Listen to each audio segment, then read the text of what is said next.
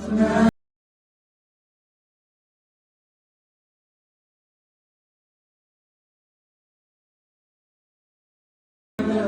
اللہ الرحمن الرحیم۔ نبی کریم صلی اللہ علیہ وسلم کے معجزات۔ حضرت آمینہ فرماتی ہیں کہ مدت حمل میں جب 6 ماہ گزر گئے تو میرے پاس کوئی آیا اور اس نے خواب کی حالت میں کہا، اے آمینہ، تمہارا حمل سارے جہاں سے افضل ہے، جب اس کی ولادت ہو تو اس کا نام محمد رکھنا۔ خصائص میں لکھا ہے، حضرت آمینہ فرماتی ہیں، میں نے ولادت کے بعد آپ کی طرف دیکھا کہ آپ سجدے کی حالت میں ہیں اور انگلیوں کو اس طرح اٹھائے ہوئے ہیں جیسے گریہ زاری کرنے والا کرتا ہے۔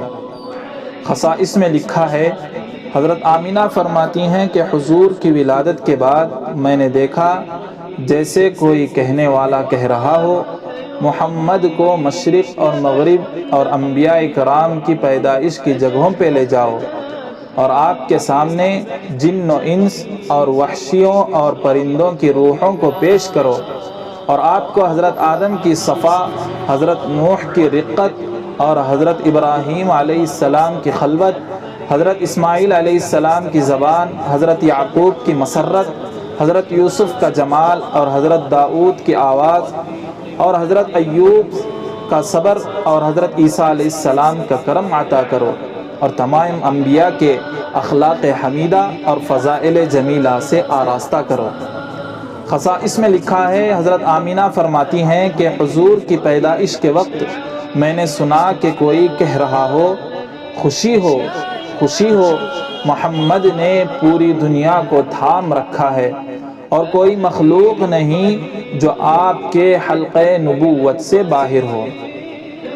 خصائص میں لکھا ہے، حضرت آمینہ فرماتی ہیں کہ حضور کی پیدائش کے وقت میں نے ایسی آواز سنی جو آدمیوں کے کوہرام سے مشابہ تھی، اور میں نے اس وقت ایک جھنڈا دیکھا جسے زمین و آسمان کے درمیان لگا دیا گیا تھا، اور میں نے اس کے سرے پر ایک ایسا نور دیکھا جو آسمان تک پہنچ رہا تھا۔ پرندوں کا سجدہ کرنا۔ حضرت آمینہ فرماتی ہیں کہ حضور صلی اللہ علیہ وسلم کی پیدائش کے وقت میں نے اپنے قرب، اپنے قریب قطع پرندوں کا غول دیکھا جو حضور کو سجدہ کر رہا تھا اور اپنے بازوؤں کو پھیلا رہا تھا۔ خصائص میں لکھا ہے، حضور کو پیدائش کے بعد بنی بکر کی ایک عورت کے پاس دودھ پلانے کے لیے بھیج دیا گیا۔ جب اس عورت نے آپ کو دودھ پلایا تو اس کے یہاں ہر طرف سے خیر و برکت نازل ہونے لگی۔ اس عورت کے پاس جو بکریاں تھیں، اللہ تعالیٰ نے ان میں خیر و برکت دی اور وہ بہت زیادہ ہو گئیں۔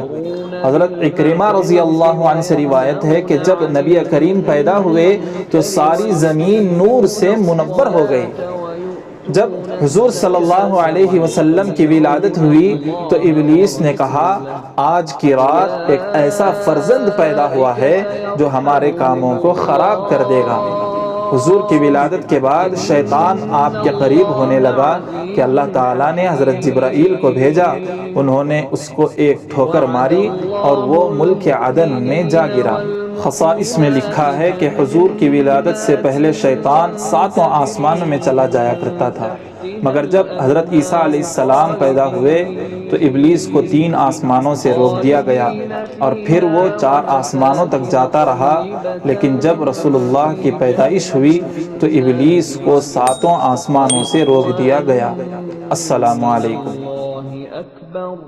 ذلك هو الفوز العظيم۔